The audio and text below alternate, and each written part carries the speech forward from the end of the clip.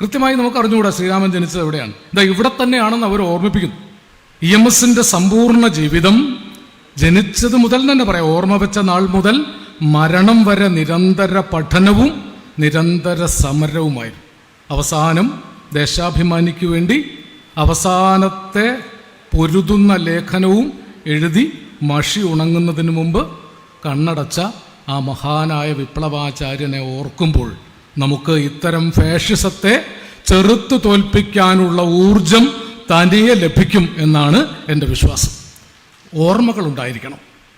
3500 4000 കൊല്ലം മുമ്പ് ജനിച്ചുവോ മരിച്ചുവോ എന്ന് നിശ്ചയമില്ലാത്ത വാത്മീകിയുടെ മനസ്സിൽ മാത്രം ജനിച്ചു മരിച്ച ഒരു കഥാപാത്രത്തിൻ്റെ ജന്മഭൂമി കൃത്യമായി ഓർമ്മയുണ്ടാകുന്നതും EMSനെ ഓർമ്മയില്ലാതാകുന്നതും അത്യപകടകരമായ ഓർമ്മയുടെയും മറവിയുടെയും മനുഷ്യവിരുദ്ധ രാഷ്ട്രീയത്തിൻ്റെ അടയാളമാണ്. കൃത്യമായി നമുക്ക് അറിഞ്ഞുകൂടാ ശ്രീരാമൻ ജനിച്ചത് എവിടെയാണ്. ഇതാ ഇവിടെ തന്നെയാണെന്ന് അവർ ഓർമ്മിപ്പിക്കുന്നു.